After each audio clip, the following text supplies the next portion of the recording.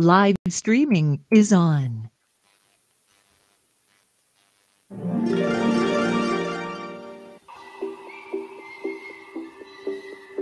Et retrouvez maintenant une nouvelle recette de cuisine. Présentée par Arlène et Manu.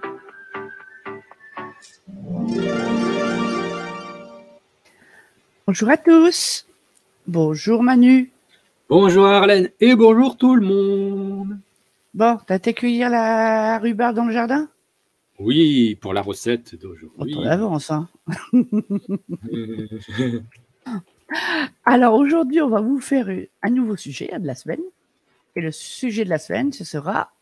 La rhubarbe. Eh oui, et pas la barbe à Manu. Non. Et aujourd'hui, on va vous faire une compote pomme rhubarbe. Ça paraît comme ça, les compotes, mais parfois, c'est pas si simple que ça. Alors, pour 6 personnes, prenez 2 sachets de sucre vanillé. Alors, les sucres vanillés, achetez-les avec des vrais arômes de vanille. Prenez pas les arômes chimiques, parce que en cas d'allergie, c'est pas top. Donc, 2 sachets de sucre vanillé, 50 g de sucre roux, sucre intégral, c'est pareil, hein. 600 g de pommes, alors prenez plusieurs variétés, c'est meilleur. 400 g de rhubarbe fraîche et 15 centilitres de jus de pomme. Vous pouvez l'acheter tout fait ou le faire vous-même, hein. Alors, la préparation. Les pommes, vous les lavez, hein, vous les coupez en 4 et vous les évidez. Après, les pommes, c'est vous qui voyez si vous les gardez ou pas l'épluchure. Ah, ça dépend si c'est des pommes bio ou pas bio. La rhubarbe, c'est pareil, hein, faut bien l'essuyer, la couper. Et quand vous l'avez bien coupée, parfois il y a des petits filaments, alors vous les enlevez. Vous prenez une sauteuse ou une petite casserole. Vous posez vos pommes, votre rhubarbe, et vous laissez cuire à feu doux, tout doucement. Hein? N'oubliez pas de mettre là. Alors, vous pouvez mettre le sucre vanille à ce moment-là, hein, ou l'ajouter à la fin. Ça, c'est aussi une histoire de goût. Moi, je préfère cuire mes fruits avant et mettre le sucre et le reste après. Il y en a qui le font pendant. Ça, c'est toujours selon ce que vous préférez, hein. Et vous cuisez avec un feu doux, hein. De toute façon, c'est ça que vous voyez. Dès que les pommes et les rhubarbes se démontent tout seuls, c'est bon. Et quand vous voyez que c'est cuit, vous ouvrez le couvercle et là, vous laissez chauffer de manière que tout le jus soit évaporé. Il faut bien faire évaporer le jus, hein. Donc après, vous mettez un petit sasier avec un petit écraseur à main. Vous allez voir, votre compote à se fait tout seul. Mais moi, je sais que en général, je ne sucre pas quand je la fais la compote. Je la sucre après. Parce que comme souvent, je me sers de cette préparation pour faire des tartes. Donc l'avantage, c'est que quand on les cuit sans sucre, si vous voulez faire une tarte très simple et rapide, une fois que votre compote elle est froide, dans un bol, vous pouvez faire une chose, c'est simplement casser 2 œufs, un peu de crème, le sucre dedans qu'on devait mettre dans la compote. Vous fouettez bien ça, vous ajoutez ça à votre compote dans une pâte feuilletée au four 30 minutes, vous avez de superbes tartes à la rhubarbe. C'est tout simple, hein. 2 œufs, une belle cuillère de crème et le sucre. Vous fouettez la compote de pommes rhubarbe dedans, dans une pâte feuilletée, 30 minutes au four. C'est un délice. Tu connais pas, Manu? Non, je ne connais pas. Ah, vous faites ça avec n'importe quel fruit. N'importe quel fruit cuit comme ça, hop, vous pouvez faire des belles tartes rien qu'avec des compotes de fruits.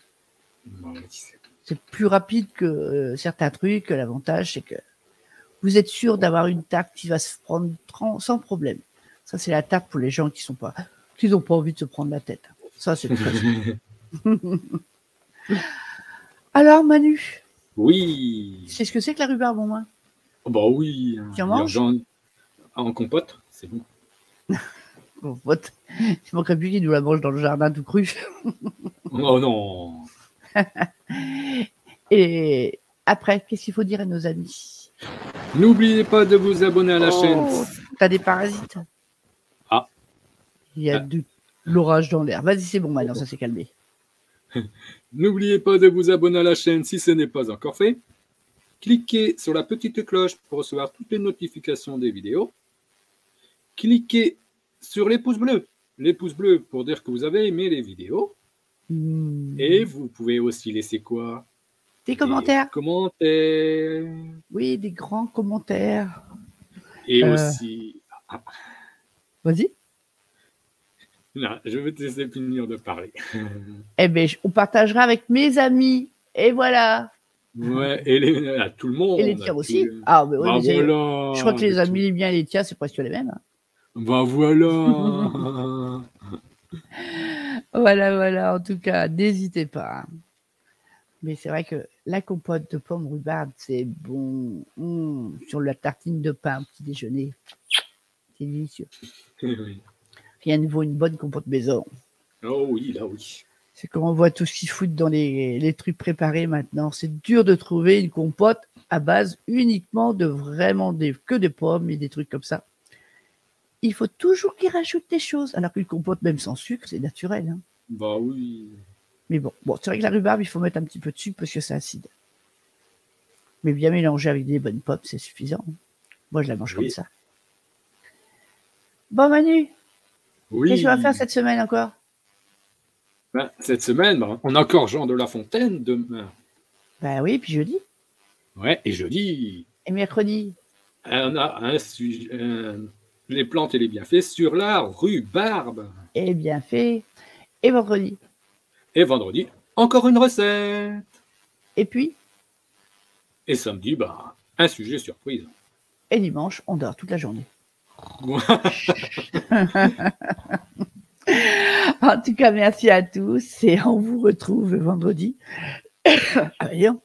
On vous retrouve vendredi pour une nouvelle recette. Merci beaucoup. Manu, tu envoies la musique. Mais c'est parti. À la prochaine. À la prochaine.